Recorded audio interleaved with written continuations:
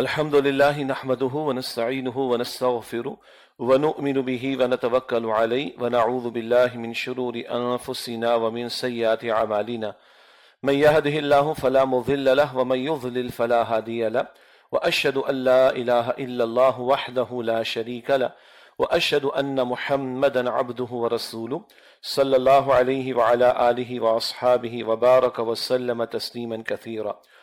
اما بعد فاعوذ باللہ من الشیطان الرجیم بسم اللہ الرحمن الرحیم ان الدین عند اللہ الاسلام وقال اللہ تبارک وتعالی ومن يبتغي غیر الاسلام دینا فلن يقبل منه وقال اللہ تبارک وتعالی یا ایہا الذین آمنوا ادخلوا فی السلم کافہ وقال اللہ تبارک وتعالی وما خلقت الجن والانس الا ليعبدون وقال اللہ تبارک وتعالی کنتم خیر امت اخرجت للناس تأمرون بالمعروف وتنہون عن المنکر وتؤمنون باللہ وقال اللہ تبارک وتعالی ان اقیموا الدین ولا تتفرقوا فی وقال اللہ تبارک وتعالی بسم اللہ الرحمن الرحیم والعصر ان الانسان لفی خسر الا الذین آمنوا وعملوا الصالحات وتواصوا بالحق وتواصوا بالصبر صدق اللہ العظیم.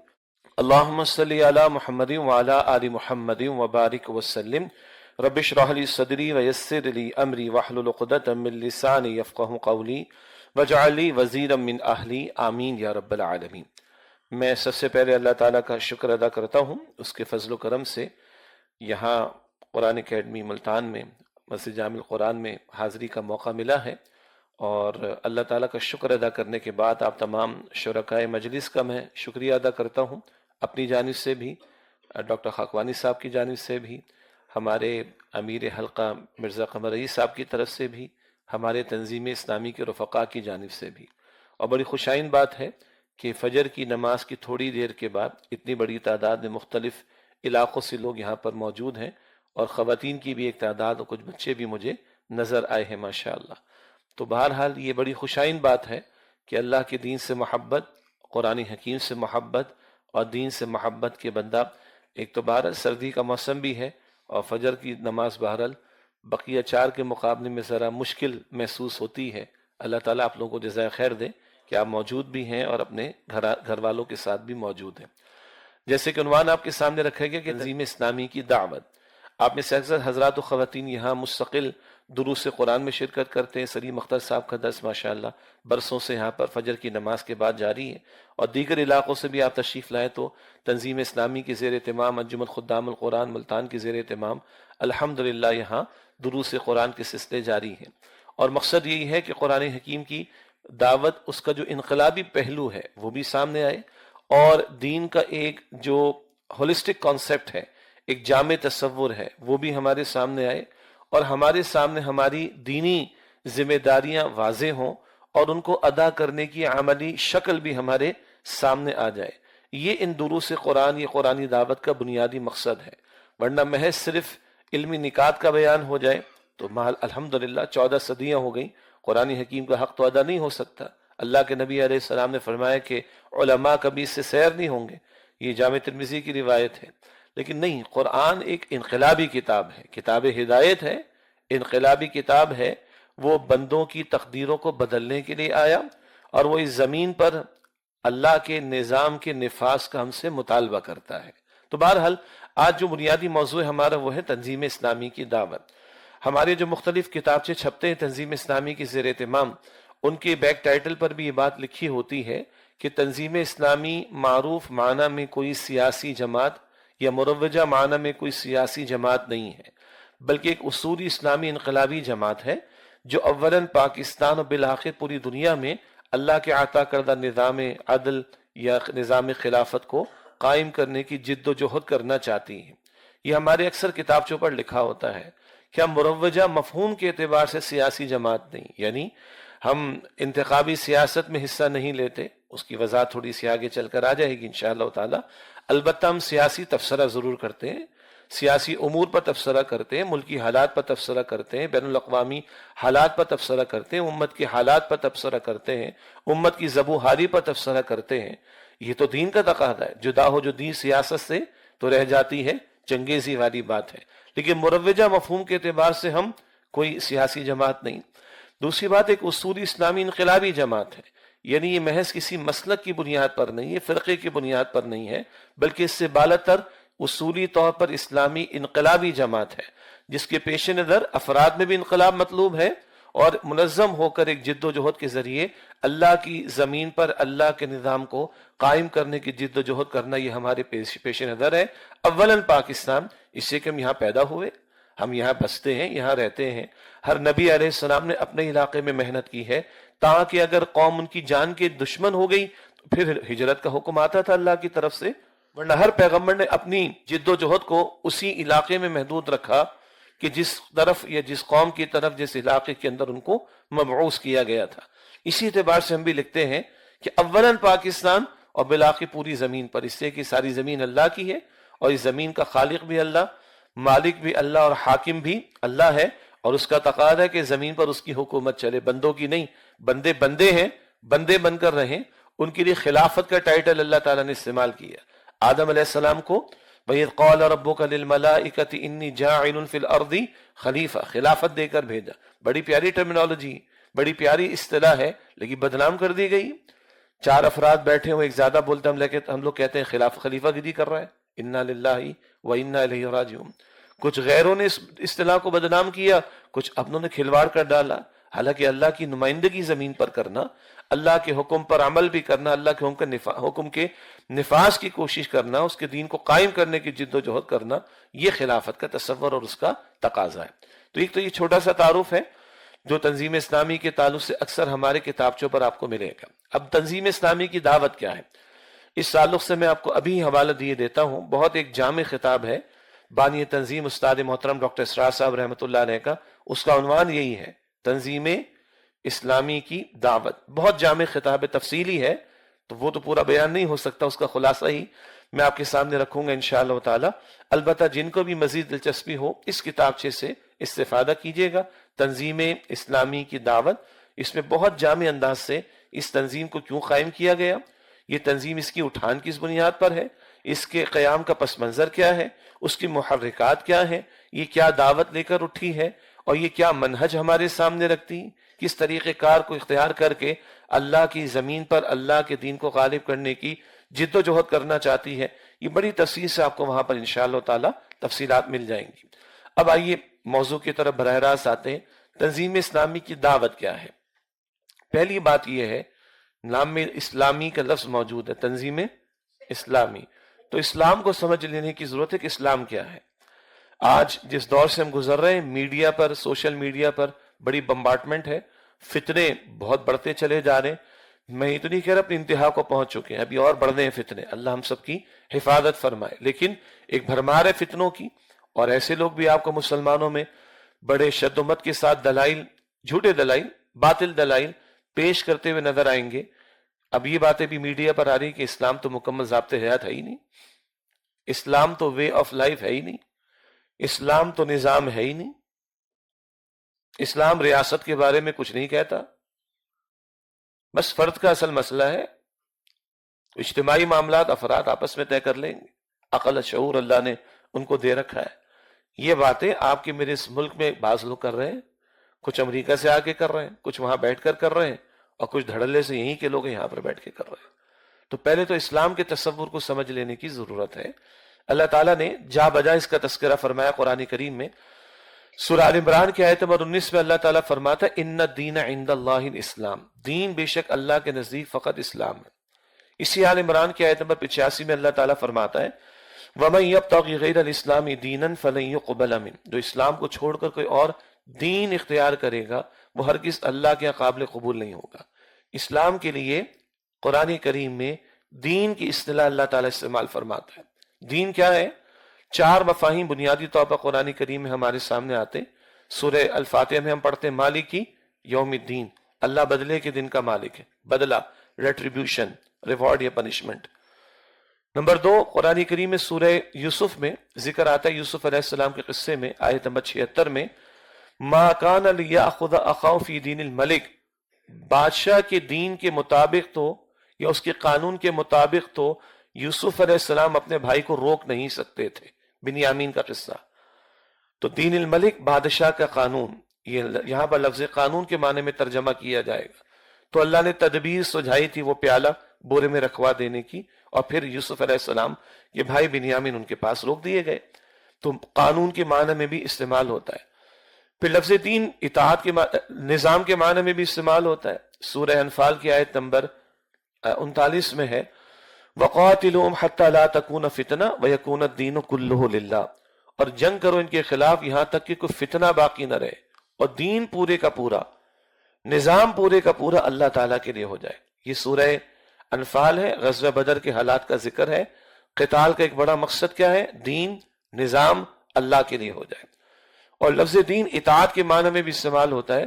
سورہ زمر کی آیت نمبر 3 میں بالکل شروع میں ہے الا للہ الدین الخالص، آگاہ ہو جاؤ کہ اطاعت تو خالص اللہ تعالیٰ کا حق ہے، باقی کسی کی اوبیڈینس سے، باقی کسی کی بات ماننی ہے وہ نیچے، اللہ کی اطاعت، اللہ کی اوبیڈینس وہ اوپر رہے گی۔ یہ چار بنیادی مفاہیم میں لفظ دین قرآن پاک میں آتا ہے، بدلے کے مفہوم میں، قانون کے مفہوم میں، نظام کے مفہوم میں، اور اطاعت کے مفہوم میں۔ ان میں ربط بھی ہے، تفصیل میں نہیں جا رہا ورنہ بات اسی میں طویل ہو جائے گی۔ البتہ جو جامع ترین لفظ ہے وہ نظام ہے، اور انگریزی میں کہیں تو وہ سسٹم ہے۔ اور آج ساری بحث اور سارا جھگڑا سسٹم کا ہے۔ کبھی کسی نے کہا کہ ہمارا ورلڈ آرڈر چلے گا، جیوز کہتے ہیں ہمارا ورلڈ آرڈر چلے گا، اللہ کہتے ہیں میرا حکم چلے گا۔ 3 مرتبہ اللہ تعالیٰ نے قرآن کریم میں فرمایا۔ سورہ یوسف کی آیت نمبر 40 بھی ہے ان الحکم الا للہ، حکم کا اختیار فقط اللہ تعالیٰ کے لیے، سروری زیبا فقط الذات بے ہمتا کو ہے، حکمراں ہے ایک وہی باقی بتانے آزری۔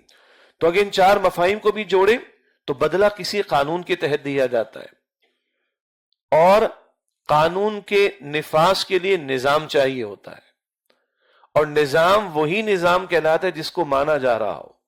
لکھا ہوا نظام نظام نہیں کہلاتا، چلتا ہوا نظام، مانا ہوا نظام، فالو کیا جانے والا نظام نظام کہلاتا ہے۔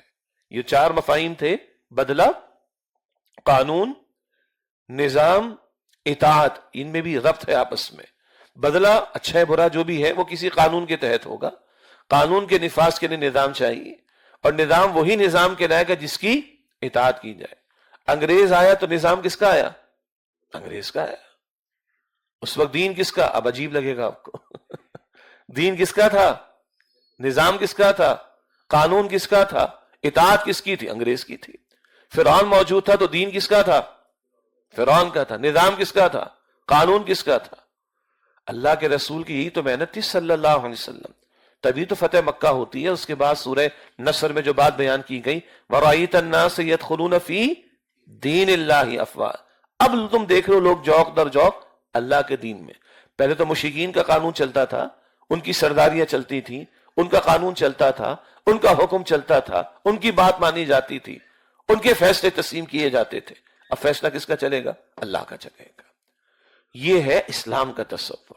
پھر مزید تفصیل کا موقع تو نہیں ہے، لیکن یہ جو کہا جاتا ہے کہ اسلام انفرادی مسئلہ ہے، جی مذہب لوگوں کا انفرادی مسئلہ ہے، وہ انگریزی والا ریلیجن وہ بالکل ٹھیک ہے، انگریزی والا ریلیجن بندوں کا انفرادی مسئلہ بالکل ٹھیک ہے۔ اسلام لوگوں کا فقط انفرادی مسئلہ نہیں، وہ دین ہے، وہ سسٹم آف لائف ہے، وہ کوڈ آف لائف ہے، وہ نظام زندگی ہے، وہ زندگی کی تمام گوشوں کے لیے رہنمائی دیتا ہے۔ اور اللہ یہ بھی فرماتا ہے کہ الیوم اکملت لکم دینکم، المائدہ کی شروع میں آیت نمبر 3، آج کے دن میں نے تمہارے لیے تمہارے دین کو مکمل فرما دیا۔ اور اللہ یہ بھی تقاضا فرماتا ہے البقرہ کی آیت نمبر 208 میں ادخلوا فی السلم کافہ، اسلام میں پورے کے پورے داخل ہو جاؤ۔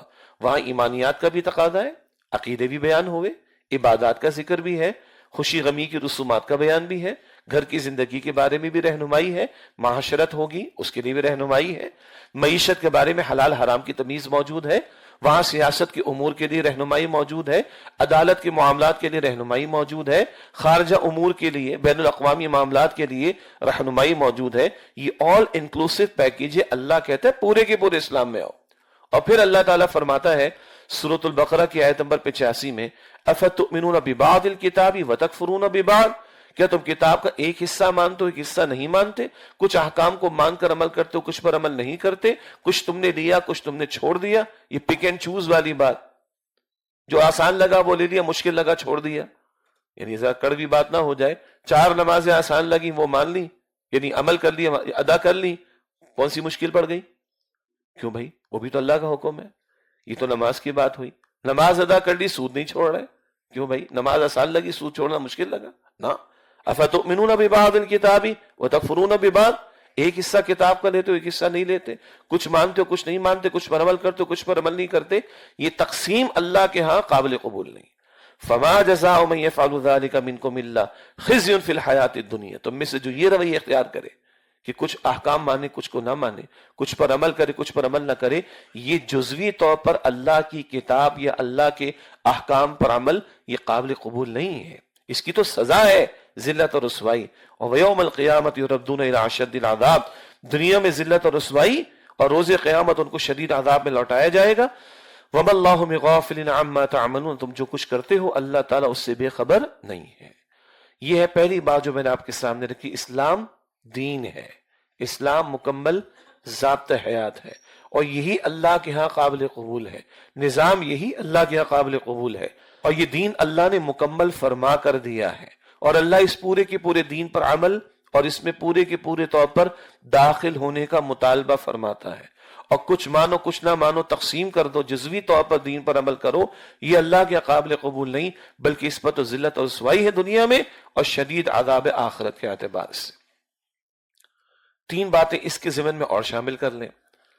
میرا اور آپ کا اصل مسئلہ اس دنیا کا نہیں، میرا اور آپ کا اصل مسئلہ آخرت کا ہے. اور اس آخرت کی کامیابی کے لیے اللہ کہتا ہے اسلام لے کر آؤ گے تو قابل قبول. وَمَن يَبْتَغِي غَيْرَ الْإِسْلَامِ دِينًا فَلَن يُقْبَلَ مِنْهُ وَهُوَ فِي الْآخِرَةِ مِنَ الْخَاسِرِينَ. یہ آل عمران کی آیت نمبر 85 کا حوالہ پہلے بھی آیا. اسلام کے علاوہ کوئی اور دین اختیار کرو گے وہ قابل قبول نہیں اللہ کے. اور ایسے لوگ آخرت میں خسارہ اٹھانے والوں میں، وہاں 2-4 لاکھ 2-4 کروڑ 2-4 ارب کا خسارہ نہیں، ہمیشہ ہمیشہ کا خسارہ. تو پہلا مسئلہ میرا اور آپ کا اصل ایشو آخرت کا ہے. ادھر کی کامیابی کے لیے اسلام پر عمل، اس کے سوا کچھ آ رہا نہیں، نمبر 1. نمبر 2، اس دنیا میں یہ جو امت مسلمہ ہے 2 ارب کی تعداد کم و بیش، آج کتنی ذلیل ہے یہ امت. ہم ایک پانی کی بوٹل اپنے بچوں کو پہنچانے کی پوزیشن میں نہیں ہے غزہ کے اندر. یہ ذلت کیوں ہے آخر؟ یہ رسوائی کیوں ہے آخر؟ یہ بربادی کیوں ہے آخر؟ اس دین کو چھوڑنے کی وجہ سے. اس دین کی امانت ہمارے پاس. کبھی بنی اسرائیل کو اللہ نے اٹھایا، ان کو فرمایا وَأَنِّي فَضَّلْتُكُمْ عَلَى الْعَالَمِينَ، جہان والوں پر، اس وقت کے جہان والوں پر فضیلت عطا کی. البقرہ کی آیت نمبر 47. کتنے انبیاء اور رسول میں آئے، ہزاروں کی تعداد میں انبیاء ان میں آئے، بڑی بڑی کتابیں ان کو عطا کی گئیں، پیغمبروں کا مشن ان کو دیا گیا. لیکن جب اللہ کی کتاب پر سے پوچھ ڈالی، کتاب اللہ وراء ظہورہم، سورہ البقرہ کی آیت نمبر 101. اور پیغمبر کو خاص صاف جواب دے دیا، سورۃ المائدہ کی آیت نمبر 24 میں آتا ہے فَذَهَبْ أَنْتَ وَرَبُّكَ فَقَاتِلَ إِنَّهَا هُنَا قَاعِدُونَ. موسیٰ آپ جائیے، آپ کا رب کا جا کے قتال کیجئے، ہم تو بیٹھے رہیں گے.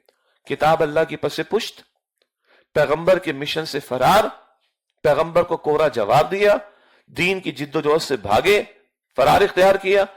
جس اللہ نے ان کو فضیلت دی تھی وہی اللہ البقرہ کی آیت نمبر 61 میں فرماتا ہے ضربت علیہم الذلۃ والمسکنہ، ذلت اور محتاجی تھوپ دی گئی ان لوگوں پر، اور اللہ کے غضب کے ساتھ یہ لوگ لوٹے. یہ بنی اسرائیل کے واقعات سورۃ البقرہ قرآن پاک کے شروع میں ہمارے سامنے آ جاتے ہیں. یہ قصے کہانی کے طور پر نہیں، یہ عبرت کے لیے، سبق آموزی کے لیے، رہنمائی کے لیے ہے. پہلے وہ امت تھے، کتاب ان کو دی گئی تھی، پیغمبر کا مشن ان کو دیا گیا تھا. جب امت والا کام نہ کیا، کتاب پر سے پوچھ ڈالی، دنیا کی محبت میں غرق ہوئے اور آخرت کو فراموش کیا. کتاب پر سے پوچھ ڈالی، پیغمبر کا ساتھ نہ دیا، اللہ نے ذلت اور محتاجی تھوپ دی. یہ قصے کیوں، یعنی واقعات کیوں بیان ہوئے؟ ہماری عبرت کے لیے. قرآن زندہ کلام ہے نا، مجھ سے آپ سے کلام کرتا ہے. سورہ البقرہ، سورہ انبیاء کی آیت نمبر 10 میں ہے لَقَدْ أَنزَلْنَا إِلَيْكُمْ كِتَابًا فِيهِ ذِكْرُكُمْ أَفَلَا تَعْقِلُونَ. یقیناً ہم نے تمہاری طرف ایک کتاب نازل کی ہے جس میں تمہارا ذکر موجود ہے، تمہارے لیے رہنمائی موجود ہے، تمہارے حالات کا تذکرہ موجود ہے. ہاں وہ نگاہ چاہیے، وہ بصیرت چاہیے، وہ طلب چاہیے، وہ تڑپ چاہیے کہ ہم اپنی تصویروں کو تلاش کریں. یہ زندہ کلام، یہ مجھ سے اور آپ سے کلام کرتا ہے. میرے اور آپ کے شہر کی، ملک کی اور اس دنیا کی تصویریں میرے اور آپ کے سامنے رکھتا ہے. مگر آگے اللہ فرماتا ہے فلا تعقلون، کیا تم سمجھتے نہیں کیا تم اس سے عبرت نہیں پکڑتے، غور و فکر نہیں کرتے؟ بہرحال تو بنی اسرائیل ہم سے پہلے امت تھے، ان کے واقعات ہماری سبق آموزی کے لیے کیوں ذلیل اور رسوا ہوئے؟ کتاب کو چھوڑنے کی وجہ سے، دین کو چھوڑنے کی وجہ سے، پیغمبر کے مشن کو چھوڑنے کی وجہ سے۔ تو میں 3 باتیں ضمن رکھ رہا تھا۔ پہلی بات کیا تھی؟ میری اور آپ کی کامیابی کا دار و مدار اسلام کے ساتھ وابستہ ہے اور اصل مسئلہ آخرت کا۔ دوسری بات، یہ امت، اس کی بھی کامیابی یا ناکامی اس دین کے ساتھ جڑی ہوئی، اس مشن کے ساتھ جڑی ہوئی۔ اس پچھلی امت نے مشن کو چھوڑا، ذلیل اور رسوا کیے گئے۔ آج ہم نے بھی مشن کو چھوڑا ہوا ہے۔ دنیا میں ہماری کیا حیثیت ہے آج؟ ڈاکٹر صاحب فرماتے تھے رحمت اللہ علیہ، نہ 3 میں نہ 13 میں، کوئی ویلیو نہیں۔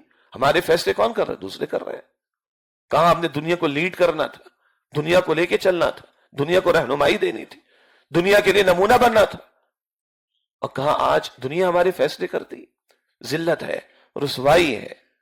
1.25 برس ہونے کو آ جائے گا ابھی کم و بیش، غزہ کی بات کر رہا ہوں میں۔ کیا حالت ہے آج؟ وہ تو استقامت کے پہاڑ بنے ہوئے، امت کی ذلت کی رسوائی کی حالت کیا ہے ہمارے سامنے؟ تو یہ جو موضوع ہے، ابھی بات چل رہی دین، اللہ کا دین غالب ہونا چاہیے، اس کا لفاظ ہونا چاہیے، یہ ہماری ذمہ داری۔ اسی کے ساتھ اس امت کا عروج و زوال دنیا میں جڑا ہوا ہے۔ اور تیسری بات، جس مملکت خداداد پاکستان میں ہم جی رہے ہیں، مملکت خداداد، نام اسلامی جمہوریہ پاکستان، اب تو ہمیں اندازہ بھی نہیں کہ ہمارے بزرگوں نے کیا قربانیاں دی تھی۔ میرے بھی باپ دادا جو ہے ہجرت کر کے آئے تھے، مودی کے گجرات سے آئے تھے، لٹ کر آئے تھے، سب کچھ چھوڑ کر آئے تھے۔ کائے کو آئے تھے؟ کس بنیاد پر آئے تھے؟ فلمیں، ڈرامے، ناچ گانے، سود کا دھندا، بے حیائی، فحاشی، اریانی، کھیل تماشے بھارت میں کم ہے؟ محض دولت، جائیدادیں بھارت میں کم ہے کیا؟ امبانی فیملی، اس کے بعد دولت کی کوئی کمی ہے دنیا میں؟ اور ٹاٹا جو تھا اس کے پاس کوئی کمی ہے دنیا کے اندر؟ کائے کو آئے تھے ہمارے باپ دادا ہجرت کر کے؟ کیوں نہیں آ رہے اس مملکت خدا داد کو؟ اس اسلام کی وجہ سے۔ اور وہی بات، امت ذلیل کیوں ہے؟ دین کو پس پش ڈالا ہوا ہے، اور ہم دنیا میں اور ذلیل ترین قوم ہو گئے ہیں۔ مجموعی اعتبار کچھ اچھے لوگ ہوں گے، اجتماعی اعتبار سے بات کر رہا ہوں، وجہ ہم نے نام لیا تھا کہ اسلام کے نام پر ملک چاہیے، ہم نے بنایا تھا ملک اسلام کے نام پر، ہم نے طے کیا تھا قرارداد مقاصد میں کہ حاکمیت اللہ تعالیٰ کی، کتاب و سنت کی بالادستی ہوگی، ہم نے نام رکھ دیا اسلامی جمہوریہ پاکستان۔ کدھر ہے وہ دین؟ اے خاصہ، اے خاصان رسول، وقت دعا ہے، امت پہ تیری آ کے آج جب وقت پڑا ہے، وہ دین جو بڑی شان سے نکلا تھا وطن سے، پردیس میں آج غریب الغربا ہے۔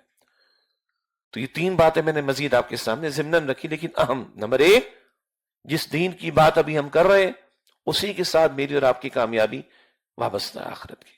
نمبر 2، اس امت کا کوئی عروج اگر ہم چاہتے ہیں وہ بھی اس دین کے ساتھ وابستہ ہے۔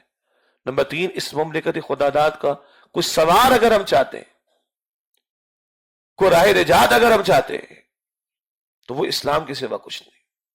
ساری چیزیں ہم نے کر کے دیکھ لی، ماسکو کے سامنے جھک گئے، امریکہ کے سامنے جھک گئے، سارے ہم نے ماڈلز دیکھ لیے، فوجیوں کو بھی لا کے بٹھا دیا، سویلینز کو لا کے بھی بٹھا دیا، ہائیبریڈ ماڈل بھی ہم نے چلا لیا، کوئی کسی کے کندھے پر، کوئی کسی کے کندھے پر۔ ملک کے حالات سنور کر نہیں دے رہے ہم سب کے سامنے۔ مسئلہ کیا ہے؟ ہماری جڑ و بنیاد میں اسلام۔ اسرائیل کو دیکھ لیں، وہ دھونس، دھمکی، بدماشی کی بنیاد پر قائم ہوا۔ امریکہ، برطانیہ، یورپ اگر اپنا ہاتھ اٹھا لے، اسرائیل کھڑا نہیں رہ سکتا، بدماشی ہے، وہ بدماشی کی بنیاد پر کھڑا ہے۔ ہم بنے نظریے کی بنیاد پر۔ میں ملتان میں بیٹھا ہوں، اکثر لوگ پنجابی بولتے ہیں، دائیں بائیں سرائکی بولتے ہیں، میں کراچی سے میں اردو بولتا ہوں۔ آپ میں مجھ میں کیا قدر مشترک ہے؟ زبان الگ ہے، کھانے پینے کے سٹائل الگ ہے، پورے ملک کو دیکھیں ہماری برادری الگ ہے، ہمارے خطے الگ ہیں، رہن سہن کے کچھ کھانے پینے کے انداز بھی الگ الگ ہیں، بولیاں الگ ہیں، زبانیں الگ ہیں، مزاج الگ ہیں۔ کیا قدر مشترک ہے مجھ میں اور آپ میں؟ اسلام۔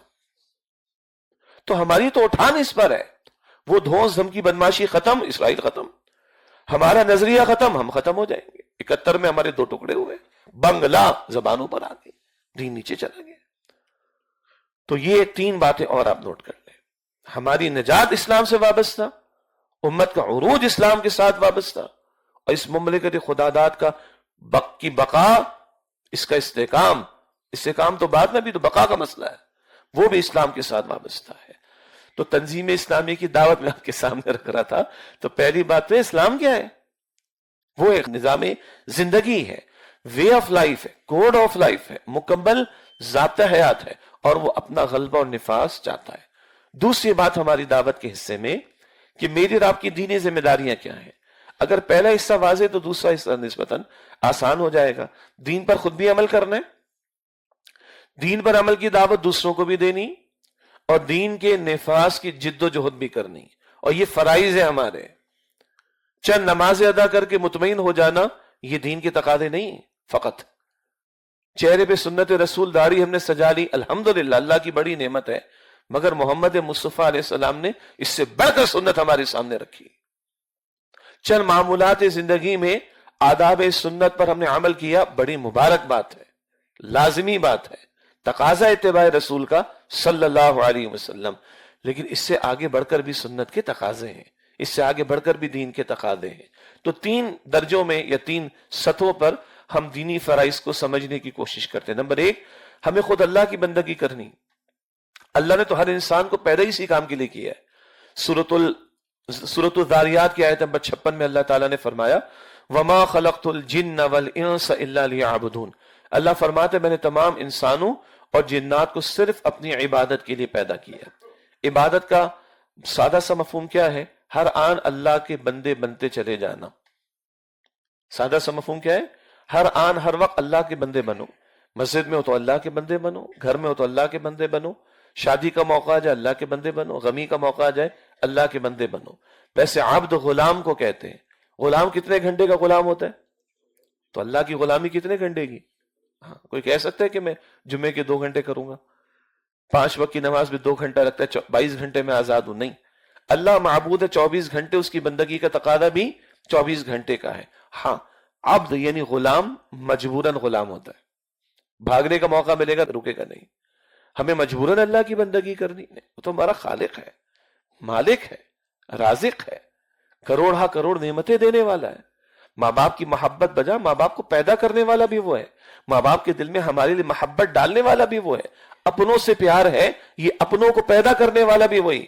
اپنوں کے دل میں، ہمارے اپنوں کے دل میں ہمارے لیے محبت ڈالنے والا بھی وہی ہے. یہ محبت کا عنصر بھی لازم ہے، تب یہ زندگی بھر میں اس کے سامنے جھکنا عبادت بنتا ہے. البتہ یہ 24 گھنٹے مطلوب ہے.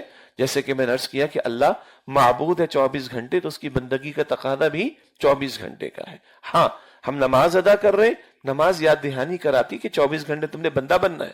کیا اقرار کرواتی ہے؟ ایاک نعبد، بار بار یاد دہانی کراتی. بھول جاتے یاد دہانی کرا دیتی.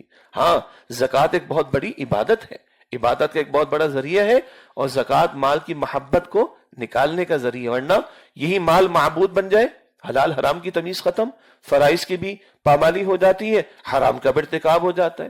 تو زکوٰۃ بڑا اہم فنکشن یہ ادا کرتی ہے کہ باطن کا تزکیہ بھی کرتی ہے اور مال کی محبت بھی دل سے نکالتی ہے. روزہ کیا کرتا ہے؟ لعلکم تتقون، تاکہ تم میں تقوی پیدا ہو جائے. جی، حلال کو چھوڑ دیتے نا روزے کی حالت میں، تو روزہ یہ مشق کراتے تم حلال چھوڑنے والے ہو گئے. پوری زندگی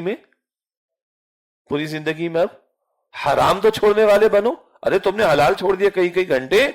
تو لعلکم تتقون، تقوی کیا ہے؟ خوف خدا دل میں ہونا. تقوی کیا ہے؟ گناہوں سے اپنے آپ کو بچانا.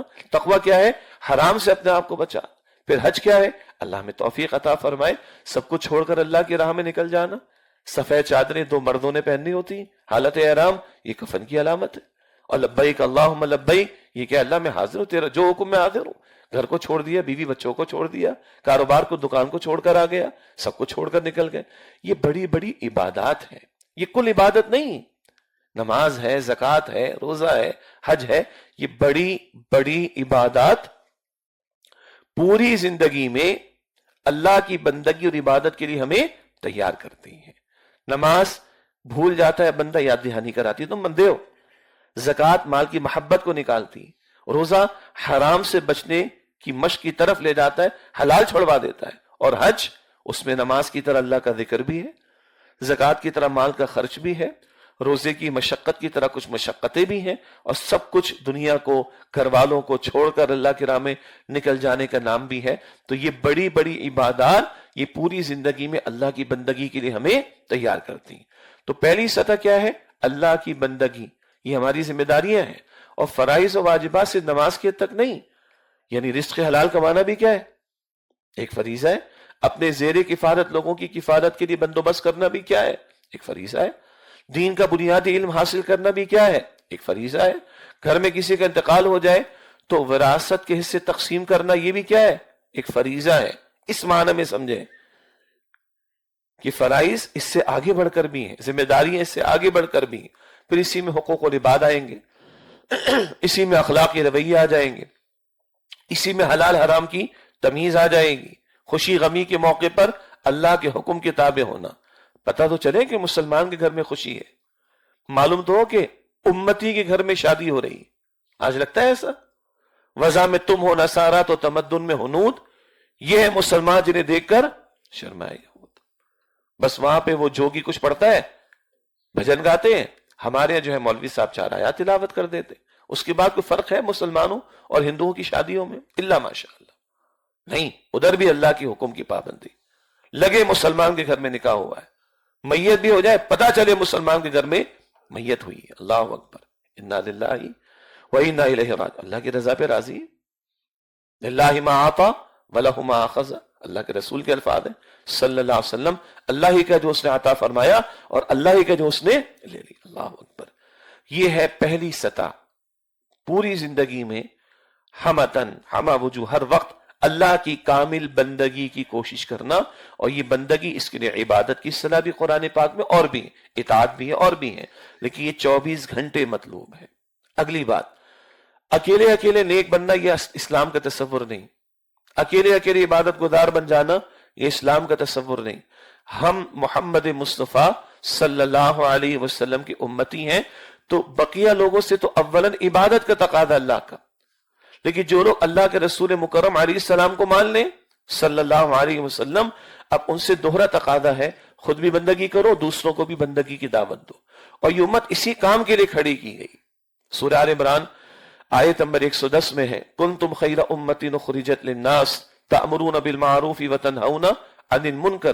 تم بہترین امت ہو جنہیں لوگوں کے لیے برپا کیا گیا، تم نیکی کا حکم دو گے اور بدی سے روکو گے. دوسری بات ہم کر رہے تھے کہ اکیلے نیک بن جانا کافی نہیں. یہ تو خود غرضی ہے بھائی، تو خود غرضی کی بات ہے، سیلفش ہو جانے والی بات. ایک صحیح بات مجھے سمجھ آ گئی، ایک فائدے کی بات مجھے سمجھ آ گئی. اکیلے اپنے لیے سوال ہی پیدا نہیں ہونا چاہیے. یہ تو انسانی شرافت کے خلاف ہے، مروت کے خلاف ہے. لیکن ہم تو مسلمان ہیں اور محمد مصطفیٰ علیہ السلام کے امتی ہیں. اب بڑھ کر سوچنا ہے. تو اللہ تو خود فرما رہے تمہیں کسی چھوٹے کام کے لیے کھڑا نہیں کیا گیا. گھر بنا لیا، اللہ برکت دے بھائی. بچے پال لیے، اللہ برکت دے. تو گھونسلہ تو چڑیا بھی بنا لیتی، بڑا کام ہے کوئی؟ چڑیا گھونسلہ نہیں بناتی اپنے بچوں کے لیے. ہم نے گھر بنا لی، کوئی بڑا کام ہے؟ اس بنیاد پر آپ کی میری کوئی حیثیت نہیں. پیسہ جمع کر دیا جی، ناراض نہ ہوئیے گا. کافروں کے پاس ہم سے زیادہ دولت ہے. قارون کے پاس کم تھی، فرعون کے پاس کم تھی، حامان کے پاس کم تھا. بڑا کام تھوڑا ہی. ان کاموں کے لیے اللہ نے کھڑا نہیں کیا مجھے اور آپ کو. اللہ نے مجھے جو آپ کو کھڑا کیا وہ ایک بڑے مشن کے لیے کھڑا کیا. ہاں، اپنے پیٹ کو پالنا، اپنے گھر والوں کی کفالت کرنا یہ ضرورت ہے. اور دین بڑا پیارا ہے.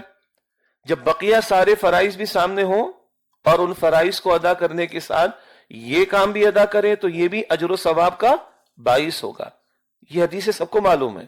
بیوی کو کھلانا، ماں باپ کو کھلانا، اولاد کو کھلانا ثواب ہے. صدقہ حدیث ہے اللہ کے نبی علیہ السلام کی. اس لیے کمانا کہ کسی کے سامنے ہاتھ نہ پھیلانا پڑے، یہ بھی صدقہ ثواب کا کام ہے. لیکن یہ مشن نہیں ہے میرا اور آپ کا. اس کام کے لیے اللہ نے مجھے اور آپ کو کھڑا نہیں کیا. یہ ان کاموں پر کہ گھر بنا لی، اولاد پال لی، اس بنیاد پر آپ کی میری کوئی حیثیت نہیں. حیثیت اگر ہے تو اس کام کی وجہ سے جس کام کے لیے اللہ نے مجھے اور آپ کو اس امت میں کھڑا کیا. چنانچہ سورہ آل عمران کی آیت نمبر 110، کنتم خیر امۃ اخرجت للناس تأمرون بالمعروف وتنہون عن المنکر. تم بہترین امت ہو جنہیں انسانوں کے لیے برپا کیا گیا، انسانوں کے لیے نکالا گیا، انسانوں کے لیے کھڑا کیا گیا. تم نے دوسروں کے لیے بھی جینا ہے، اپنے اکیلے کی فکر نہیں کرنی. کیا کرنا ہے؟ تأمرون بالمعروف، تم معروف کا حکم دو گے، وتنہون عن المنکر، منکر سے روکو گے. یہ ہے امت کی ذمہ داری. یا یہ نقطہ بھی واضح رہے کہ یہ جو دو باتیں، نیکی کا حکم دینا، بدی سے روکنا، یہ باتیں 10 مرتبہ ایک ہی ساتھ قرآن پاک میں آئی۔ ایک عام تصور ہے نیکی کی دعوت دو، نیکی، بالکل ٹھیک بات ہے، لیکن بس نیکی کی دعوت دو، بس نیکی کی دعوت دو، یہ تصور غلط ہے۔ نیکی کی دعوت دو، یہ ٹھیک بات ہے، صرف نیکی کی دعوت دو، صرف نیکی کی بات کرو، صرف نیکی کی بات کرو، یہ بات غلط ہے۔ اللہ تعالیٰ 10 مرتبہ یہ دونوں اصطلاح ساتھ لے کر آتا ہے، نیکی کی دعوت دو، بدی سے روکو، برائی سے روکو۔ بہرحال اس کی بھی تفصیل ہے، موقع نہیں ہے ابھی۔ تو کسی امت کو کھڑا کیا گیا، تم نے نیکی کا حکم دینا، تم نے بدی سے روکنا ہے۔ اور ذہن میں رکھیے یہ کام پہلے رسول اللہ کی ذمہ داری تھی صلی اللہ علیہ وسلم۔ حضور کے فرائض کا ذکر ہے، ذمہ داریوں کا بیان ہے سورہ اعراف آیت نمبر 157 میں، وہاں ذکر آتا ہے یأمرہم بالمعروف وینہاہم عن المنکر، اللہ کے پیغمبر معروف کا حکم دیتے ہیں، اللہ کے پیغمبر منکر سے روکتے ہیں۔ حضور کا مشن تھا، حضور کی ذمہ داری تھی، حضور کا پھر فریضہ تھا، اب یہ امت کی ذمہ داری۔ تم امت مسلمہ، تم خیر امت ہو، تمہیں کس کام کے لیے کھڑا کیا گیا؟ انسانیت کے لیے۔ تم نیکی کا حکم دو گے، تم بدی سے روکو گے۔ آگے فرمایا وَتُؤْمِنُونَ بِاللَّهِ، تم اللہ پر ایمان رکھتے ہو۔ یہ بھی عجیب ترتیب ہے اس مقام پر۔ قرآن کریم پڑھ جائیں، ایمان کا ذکر پہلے آتا ہے، عمل کا ذکر بعد میں آتا ہے۔ وَالْعَصْرِ إِنَّ الْإِنسَانَ لَفِي خُسْرٍ، آگے کیا ہے جی؟ آمنوا، پھر وَعَمِلُوا الصَّالِحَاتِ، بالکل شروع میں آ جائیں، سورۃ البقرہ کے شروع میں الَّذِينَ يُؤْمِنُونَ بِالْغَیْبِ، پھر کیا ہے؟ وَيُقِیمُونَ الصَّلَاةَ، ایمان پہلے، عمل بعد میں۔ خیر امت والی آیت میں ترتیب بدل گئی۔ تم بہترین امت ہو، تمہیں لوگوں کے لیے برپا کیا گیا، تم نیکی کا حکم دو گے، تم بدی سے، اور تم اللہ پر ایمان رکھتے ہو۔ کیا مطلب؟ عمل پہلے آ رہا ہے، ذمہ داری پہلے آ رہی، ایمان کا بیان بعد میں۔ تم کلمہ پڑھ کر مطمئن ہو کر بیٹھ جاؤ تو اس میں کوئی خیر امت والا معاملہ نہیں۔ کلمہ تو لوگوں نے پہلے بھی پڑھا، بھئی تم آج پیدا ہوئے نا، لیکن جو پہلے پیدا وہ بھی اللہ کے بندے۔ تو جو نوح علیہ السلام کے دور میں پیدا ہوا، اس کے لیے کس کے کلمے کے پڑھنے کا آپشن تھا؟ نوح علیہ السلام کو، اس نے پڑھ لیا، کامیاب، عمل کر لیا، کامیاب ہے۔ عیسیٰ علیہ السلام کا دور ہے، انہی کا کلمہ پڑھا جائے گا۔ آج محمد مصطفیٰ علیہ السلام کی رسالت، ان کا کلمہ پڑھا جائے گا۔ تو تم صرف کلمہ پڑھ کر مطمئن ہو کر بیٹھ جاؤ، اس میں کون سی کمال کی بات ہے؟ ذمہ داری ادا کرو تو خیر امت ہو، ذمہ داری ادا کرو تو تمہارے لیے کوئی پریولیج ہے، ذمہ داری ادا کرو تو تمہاری کوئی حیثیت ہے۔ آج ذلیل کیوں ہے دنیا میں؟ یہ آیت بتا رہی ہے۔ آج ہم خیر امت ہیں، مطلب اب بھی کسی کی آنکھیں بند ہو تو کیا کہا جا سکتا ہے؟ یہ ذلت، یہ رسوائی، پچھلے 70-80 برس سے جو حالت ہے ہماری، اللہ اکبر، دنیا ہمارے فیصلے کرتی، سب سے زیادہ لاشیں ہمارے، پانی سے زیادہ سستا خون مسلمان کا، اللہ اکبر کبیر۔ یہ آیت بتاتے اور مقامات بتاتے ہیں۔ تو خیر امت تب ہوگے جب یہ ذمہ داری ادا کرو گے۔ تو دوسری ذمہ داری دین کی دعوت کہیں، دین کی تبلیغ کہیں، یا شہادت علی الناس قرآن کہتا ہے۔ کیوں کھڑا کیا گیا؟ سورۃ البقرہ 143 میں ذکر آتا ہے وَكَذَلِكَ جَعَلْنَاكُمْ أُمَّةً وَسَطًا لِتَكُونُوا شُهَدَاءَ عَلَى النَّاسِ وَيَكُونَ الرَّسُولُ عَلَيْكُمْ شَهِيدًا۔ اسی طرح تمہیں ہم نے امت وسط بنایا۔ وسط کا ایک ترجمہ درمیان کا بھی ہوتا ہے، معتدل کا بھی ہوتا ہے، اور بہترین کا بھی ہوتا ہے۔ بہرحال تمہیں امت وسط بنایا تاکہ وَكَذَلِكَ جَعَلْنَاكُمْ أُمَّةً وَسَطًا لِتَكُونُوا شُهَدَاءَ عَلَى النَّاسِ، تاکہ تم لوگوں پر اللہ کی دین کی گواہی دینے والے بنو، اور صحیح ترجمہ ہوگا لوگوں کے خلاف گواہی دینے والے۔ اور وَيَكُونَ الرَّسُولُ عَلَيْكُمْ شَهِيدًا، اور رسول اللہ علیہ السلام تم پر گواہی دینے والے ہو جائیں۔ خلاف کا مطلب کیا ہے؟ آج ہم سے کوئی پوچھتا ہے کہ چندر پال گوپال کل کہاں ہوگا، تم کہیں گے جہنم میں ہوگا، صحیح ہے نا؟ جارج مائیکل وغیرہ کل کہاں ہوں گے، ہم کہیں گے جہنم میں ہوں گے۔ ہم کہاں ہوں گے؟ انشاءاللہ تعالی۔ بس چلیں گھر پہ بیٹھ کے، نہیں کیا ضرورت پڑی؟ اتنا آسان ہے؟ وہ چندر پال گوپال، وہ کرسچن، وہ جیو، وہ ہندو، وہ جین مت کا ماننے والا، اللہ اسے جہنم میں ڈالے گا۔ اگر وہ ایک سوال ہے کہ اللہ تیرا پیغام تو نہیں پہنچا، تو اللہ کس سے پوچھے گا؟ ایک جواب ہے کہ رسولوں سے پوچھے گا۔ تو رسول تو آخری جا چکے، محمد مصطفیٰ علیہ السلام، بندے تو اب بھی موجود ہیں، 1400 برس ہو چکے۔ اب اللہ کس سے پوچھے گا بتائیں؟ اللہ کے پیغمبر کو آخری رسول کون مانتا ہے؟ میں اور آپ مانتے؟ عیسائی تو نہیں مانتے۔ ان کے بہاف پر ہم نے یہ کام کرنا ہے۔ تو بتائیے یہ کام کرنا کوئی نفلی کام ہے؟ کوئی آپشنل ہے، اختیاری کام ہے، موڈ والا، دل چاہے گا تو کریں گے، فرض ہے ہمارے ذمہ۔ آج بہت سے لوگ مانتے نہیں اس چیز کو، جی امام صاحب نے درس دے دیا، فلاں جماعت نے کام کر لیا، نہیں نہیں، تم نے بھی کرنا ہے بھائی، تم امتی محمد مصطفیٰ علیہ السلام کے، تم قرآن کے ماننے والے، تم ختم نبوت کے ماننے والے، تم پر بھی لازم ہے، یہ دوسرا فریضہ ہے ہم پر۔ دین کی دعوت کہیں، دین کی تبلیغ کہیں، شہادت علی الناس کا فریضہ کہیں، امر بالمعروف نہی عن المنکر کہیں، جو چاہے قرآنی اصطلاحات ہے، سادہ انداز میں اللہ کی اسی بندگی کی دعوت دوسروں کو دینا۔ نمبر 3، یہ تو اور کٹھن معاملہ، عظیم اکثریت نہیں مانتی اس چیز کو۔ یہ دین اپنا غلبہ چاہتا ہے، پہلے بات آ چکی، یہ دین اپنا نفاذ چاہتا ہے، پہلے بات آ چکی، اور یہ مشن تھا محمد مصطفیٰ علیہ السلام کا۔ قرآن پاک میں 3 مرتبہ ذکر آیا، ہمارے اکثر دروس میں اس آیت کا حوالہ آتا ہے، سورہ صف کی آیت نمبر 9 بھی ہے، هو الذی ارسل رسولہ بالہدی ودین الحق لیظہرہ علی الدین کلہ۔ اللہ جس نے اپنے رسول مکرم صلی اللہ علیہ وسلم کو بھیجا الہدا، مکمل ہدایت نامہ یعنی قرآن حکیم دے کر، ودین الحق، دین حق، دین اسلام دے کر، لیظہرہ علی الدین کلہ، تاکہ آپ اس دین حق کو کل نظام زندگی پر غالب فرما دیں۔ یہ مشن تھا نبی علیہ السلام کا، جنہوں نے نمازیں بھی ہمیں سکھائیں، نوافل بھی سکھائے، اذکار بھی بتائے، صدقہ خیرات بھی بتایا، خوشی غمی کے لیے رہنمائی بھی دی، اخلاقیات بھی سکھائے، حقوق و لباد بھی سکھائے، مگر انہوں نے طائف جا کر بھی دکھایا، انہوں نے ہجرت کر کے بھی دکھائی، پیٹ پر پتھر باندھ کر بھی دکھائے، فاقے برداشت کر کے بھی دکھائے، انتہائی منیمم پر گزارا کر کے بھی دکھائے، اپنے صحابہ کی جانیں بھی راہ خدا میں پیش کر کے دکھائی۔ تب قرآن کہتا ہے جاء الحق وزهق الباطل ان الباطل کان زہوقا، حق آ گیا اور باطل مٹ گیا، بے شک باطل ہے ہی مٹنے کے لیے۔ اور اس تعلق سے اب اللہ ہم سے مطالبہ کرتا ہے، سورہ شورى کی آیت نمبر 13 ہے، 5 جلیل القدر رسولوں کا ذکر، نوح علیہ السلام، ابراہیم علیہ السلام، موسیٰ علیہ السلام، عیسیٰ علیہ السلام، نبی مکرم علیہ السلام، ان کا ذکر فرما کر اللہ ہم سے فرماتا ہے اقیم الدین ولا تتفرقوا فی، دین کو قائم کرو، یعنی اس کے قائم کرنے کی جد و جہد اور محنت کرو، اور اس بارے میں کسی تفرقے میں مبتلا نہ ہو جاؤ۔ یہ پہلے رسولوں کا مشن تھا، یہ محمد مصطفیٰ علیہ السلام کا مشن تھا، اب یہ تمہاری ذمہ داری ہے۔ وقت فرصت ہے، کہاں کام ابھی باقی ہے، نور توحید کا اتمام ابھی باقی ہے۔ اللہ کے احکام کو مان لینا کافی نہیں، اللہ کے احکام کے نفاذ کی محنت بھی ہماری ذمہ داری ہے اجتماعی طور پر۔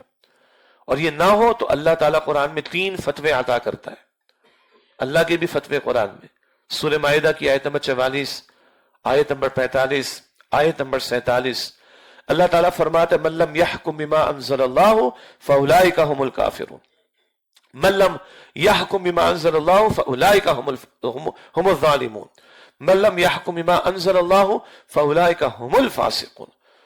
جو لوگ اللہ کے نازل کردہ کلام کے مطابق فیصلے نہیں کرتے وہی کافر ہیں۔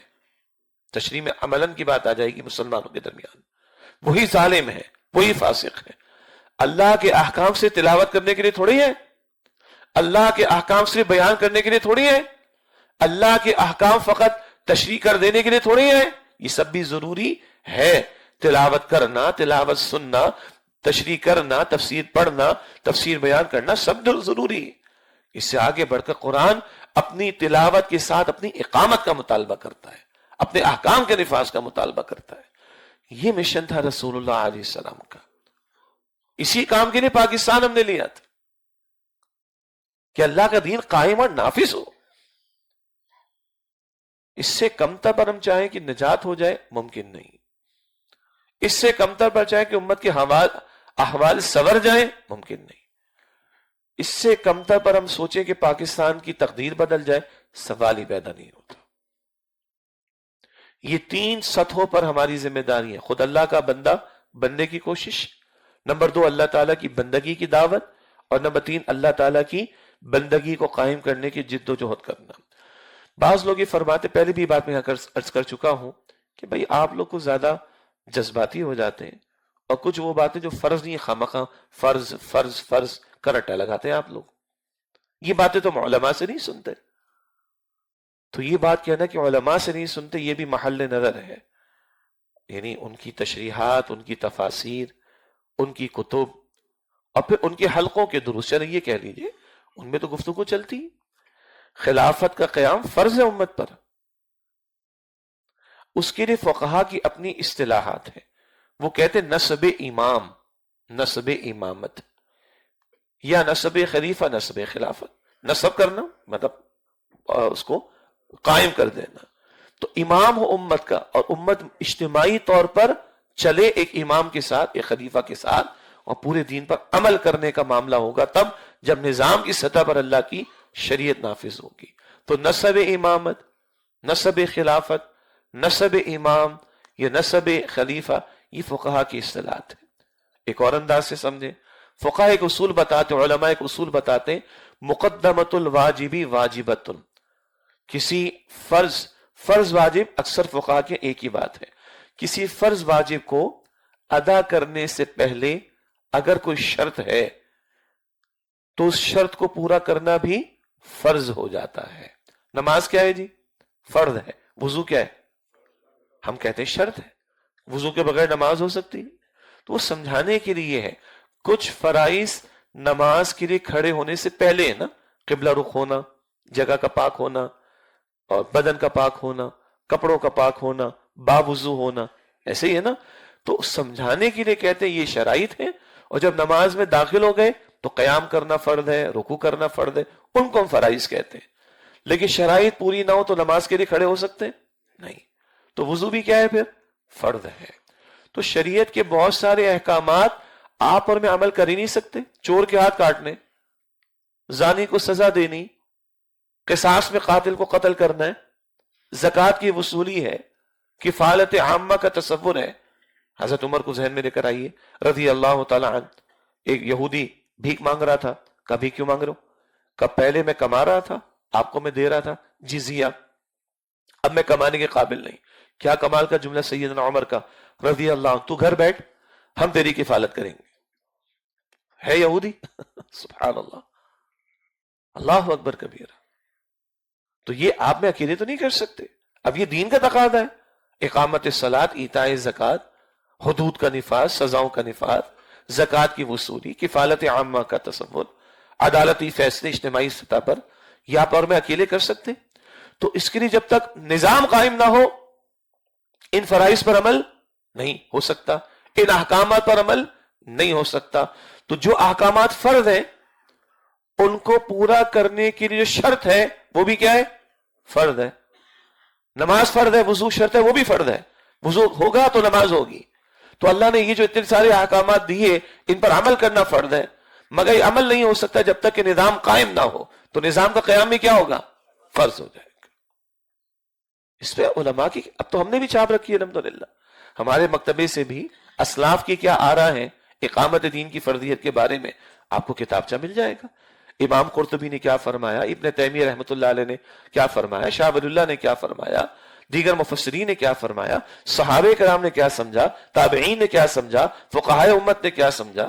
تو یہ ہوا میں باتیں تھوڑی، کسی نے ویسے ہی انکار کرنے بات الگ ہے، مگر جذباتیت میں آ کے بھائی آپ تنظیم اسلامی والے کوئی زیادہ ہی جذباتی ہو جاتے ہیں. نہیں بھائی ایسا نہیں، یہ دلائل کی بنیاد پر ہے. تو یہ 3 فرائض ہیں. اب اگلی بات یہ ہے ان فرائض پر اکیلے عمل نہیں ہو سکتا. تہجد آپ اور میں اکیلے پڑھ لیتے ہیں، پڑھنی چاہیے، ادا کرنی چاہیے. نماز با جماعت کا حکم ہے نا، ٹھیک ہو گیا. اسی طریقے پر دین کا پورا مزاج اجتماعیت کا ہے. دین کا مزاج اجتماعیت کا ہے. نماز با جماعت ہے، زکوٰۃ کی وصولی کا نظام، حج اجتماعی شکل میں ادا ہوتا ہے، روزہ ایک ہی وقت میں رمضان شریف میں فرض ہم رکھتے ہیں. سفر پر جاؤ، حضور فرماتے ہیں کہ کسی کو اپنا امیر بنا لو. ہمارا مزاج دین وہ اجتماعیت کا ہے. اور ان میں سے بہت سارے اعمال ہیں یا تقاضے ہیں جو آپ اور میں اکیلے انجام نہیں دے سکتے. اکیلے نیک متقی ایک شخص بن سکتا ہے، کچھ دعوت کا کام بھی اکیلے کر لے گا، لیکن نفاذ دین کی جد و جہد کے لیے تو جو چلتا ہوا نظام موجود ہوگا اس سے ٹکر لینی پڑے گی نا. اگر کوئی باطل نظام موجود ہے اس کو جڑ سے اکھاڑنا پڑے گا. یہ کام اکیلے ہو سکتا ہے؟ سوال ہی پیدا نہیں ہوتا. ایک نہیں 2 رسول موجود، موسیٰ علیہ السلام، ان کے بھائی ہارون علیہ السلام. قوم نے جواب دے دیا، پہلے میں آپ کو سنا چکا ہوں، فَاذْهَبْ أَنْتَ وَرَبُّكَ فقاتلا انا ہاہنا قاعدون، اے موسیٰ آپ جائیے، آپ طرف جائیے، قتال کی، ہم تو بیٹھے رہیں گے۔ کیا دین قائم ہوا؟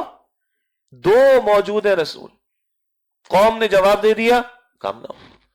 اور اللہ کے پیغمبر علیہ السلام، صحابہ کرام نے کیا ذکر کیا، کیا عرض کی، حضور آپ حکم فرمائیے، اللہ ہمارے ذریعے آپ کو آنکھوں کی ٹھنڈک عطا فرمائے گا، آپ ہمیں موسیٰ علیہ السلام کے ساتھیوں پر قیاس نہ کیجیے گا، جو حکم دیں گے، جہاں جانے کا حکم دیں گے، سراخوں پر آپ کا حکم مانیں گے۔ وہ جماعت ملی ہے تو اللہ کے دین کے غلبے کی جد و جہد ہوئی، اللہ کے دین کے نفاذ کی جد و جہد ہوئی۔ تو ان فرائض کو ادا کرنے کے لیے کچھ پری ریکویزٹس ہیں۔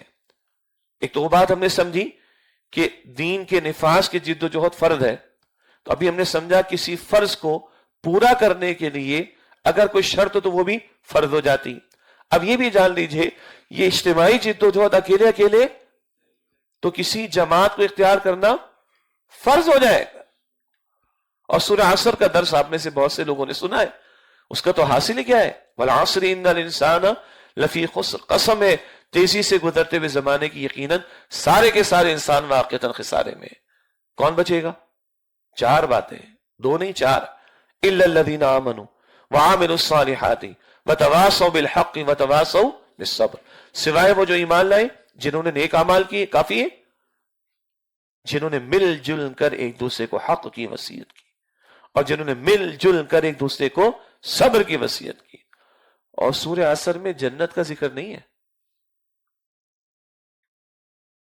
کیا ذکر ہے؟ خسارے سے، کتنے کروڑ کا خسارہ ہے؟ ہمیشہ کا، اس سے بچنے کا ذکر ہے، جنت تو بعد میں ہے بھی۔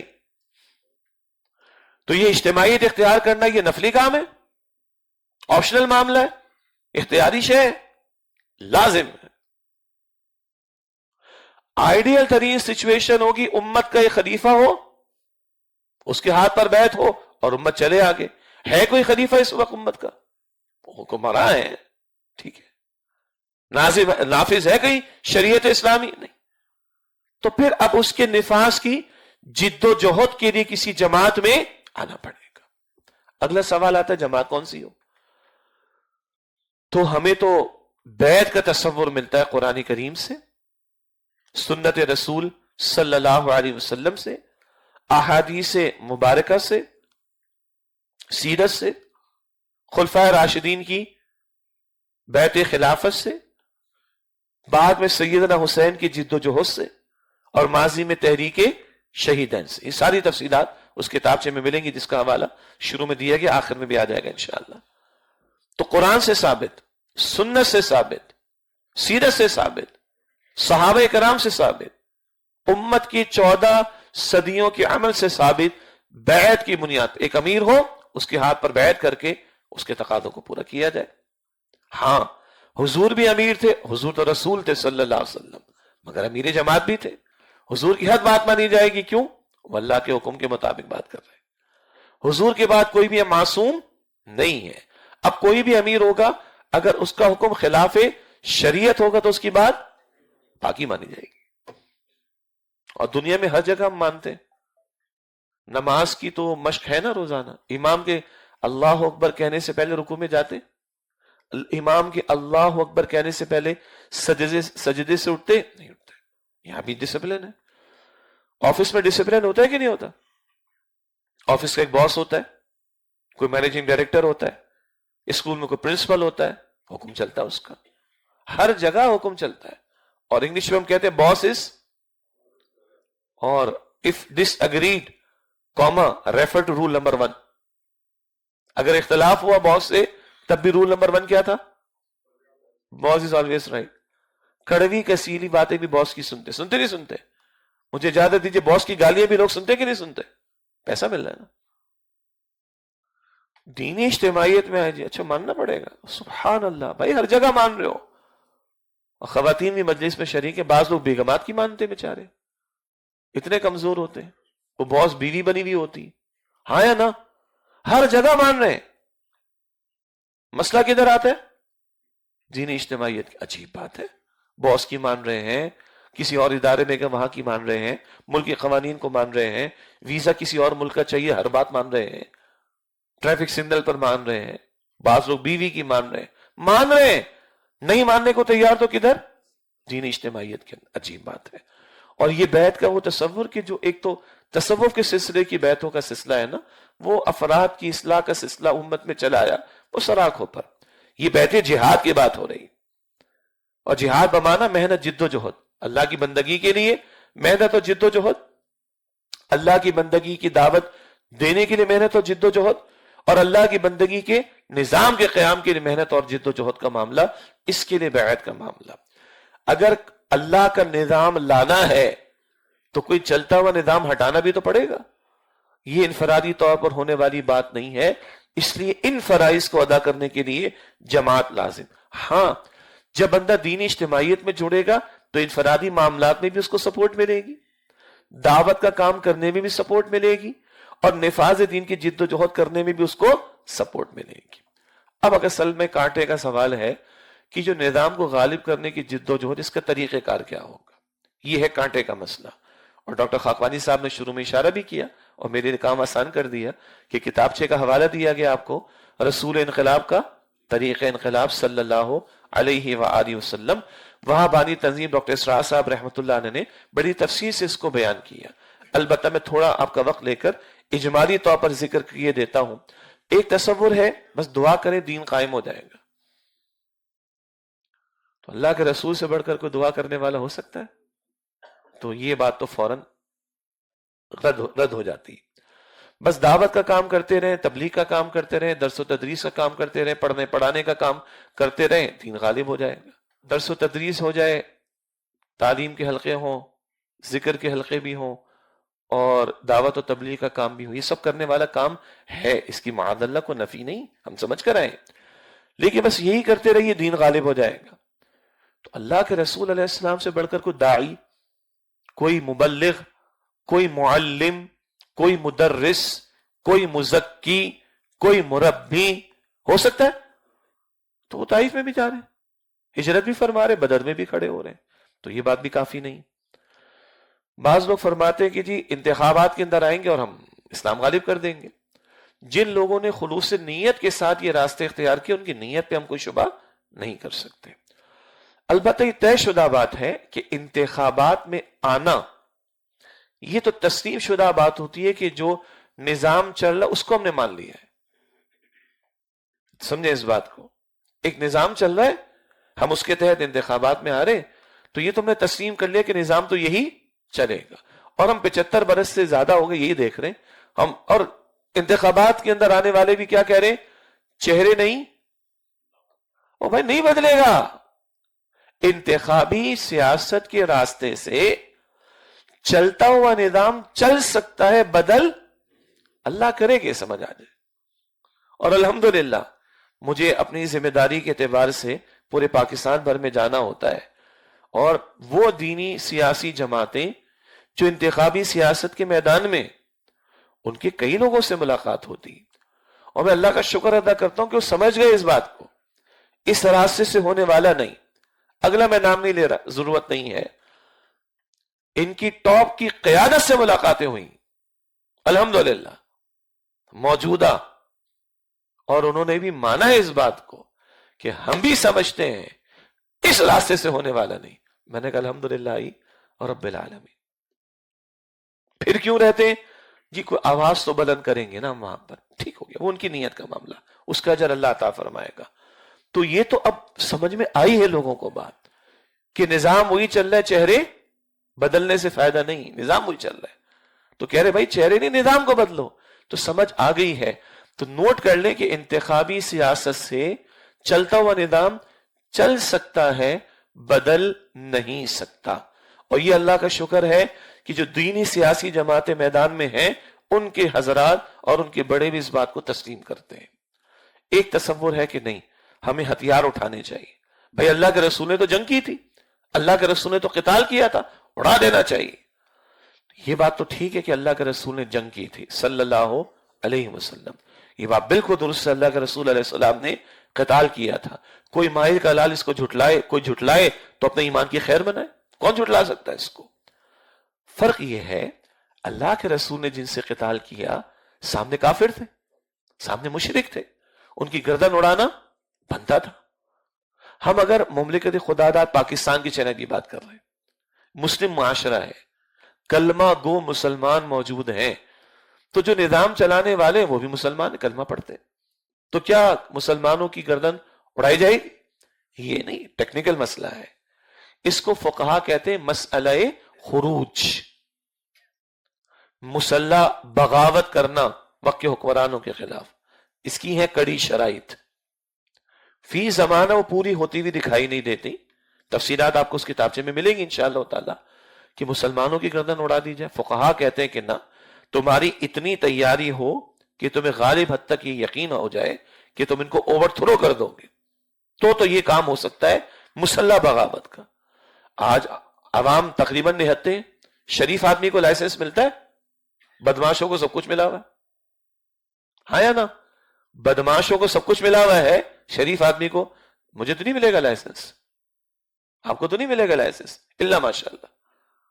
اور حکمرانوں کی بات کریں تو کیا کچھ نہیں ہے ان کے پاس. تو وہ عدم توازن بھی ہے ظاہری اسباب کے اعتبار سے.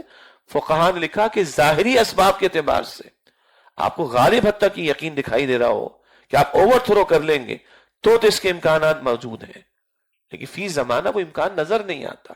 اس پہ فقہا نے تفصیلاً کلام کیا ہے، اور بانی تنظیم ڈاکٹر اسرار صاحب نے بھی اس کو اپنی گفتگو میں بیان کیا ہے.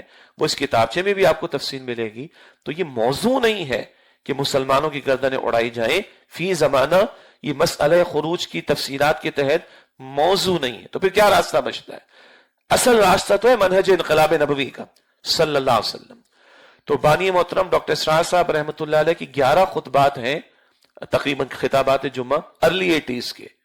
وہ تو جن کو زیادہ شوق ہے وہ ضرور پڑھیں، اس کو بہت تفصیل ہے.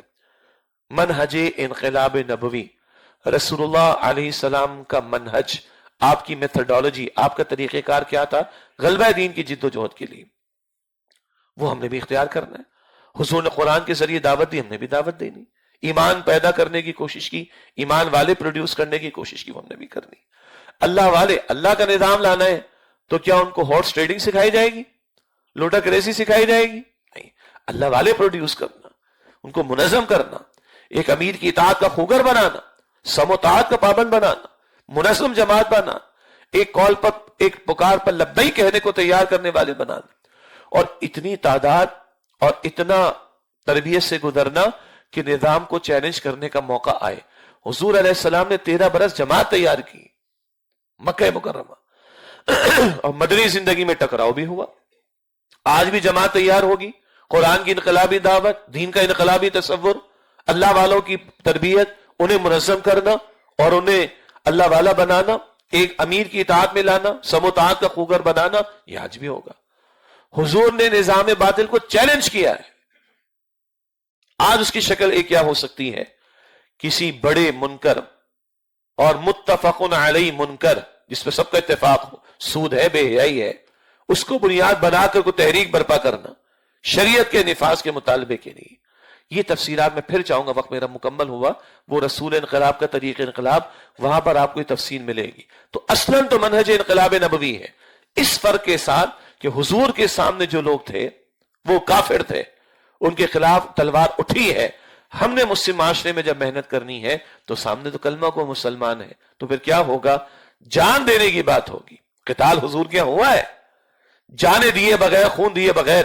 اگر انقلاب کبھی آتا، اللہ اپنے پیغمبر کا ایک قطرہ بہنے نہ دیتا صلی اللہ علیہ وسلم.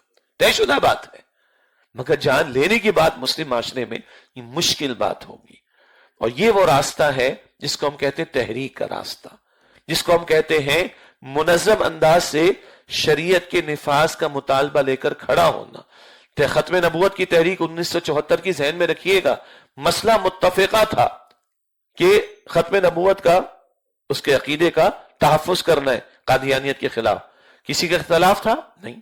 کسی نے کرسی مانگی تھی، اختیار مانگا تھا، پیسہ مانگا تھا؟ نہیں. اس عقیدے کا تحفظ مانگا تھا. تو اخلاص بھی تھا، متفقہ مسئلہ بھی تھا، اللہ تعالیٰ نے مدد فرمائی. ناموس رسالت کے تحفظ کے حوالے سے بل آ رہا تھا، تبدیلیاں کرنے کی باتیں کی جا رہی تھی، پھر سب کھڑے ہوئے. متفقہ مسئلہ تھا، کرسی اقتدار کا مسئلہ نہیں تھا، تحفظ ناموس رسالت کا مسئلہ تھا. بل نہیں آیا. اس راستے سے ہم سمجھتے ہیں کہ اللہ کے دین کے غلبے کی جد و جہد وہ مفید ہوگی انشاءاللہ تعالی۔ البتہ اس کے تعلق سے جیسے کہ میں نے عرض کیا کہ انشاءاللہ تعالی یہ کتابچہ جو ذکر ہوا رسول انقلاب کا طریق انقلاب، اس کا ویڈیو بھی ہے، اس کا مطالعہ کرنا کتابچے کا، یہ ویڈیو کا دیکھ لینا مناسب رہے گا انشاءاللہ تعالی۔ اور جو میں نے گفتگو آپ کے سامنے جس عنوان کے تحت رکھی تنظیم اسلامی کی دعوت، اس پر بھی کتابچہ ہے تنظیم اسلامی کی دعوت ہی کے عنوان سے، وہ مفید رہے گا انشاءاللہ۔ مجھے کہا گیا تھا بھئی خواتین بھی مجلس میں شریک ہوں گی تو ذرا کچھ ان کے تعلق سے بھی کلام آ جائے۔ ایک کتابچہ ہے بانی تنظیم ڈاکٹر اسرار صاحب کا رحمت اللہ علیہ، مسلمان خواتین کے دینی فرائض، وہ ضرور خواتین پڑھ لیں، حضرات لیں، ان کو دیں۔ جو ذمہ داری مردوں پر ہے وہ عورتوں پر بھی۔ فرق کیا ہے؟ مردوں کی ذمہ داریاں زیادہ ہیں، بھاری ہیں، اور باہر کی طرف بھی ہے۔ عورت کی ذمہ داری گھر کی طرف ہے۔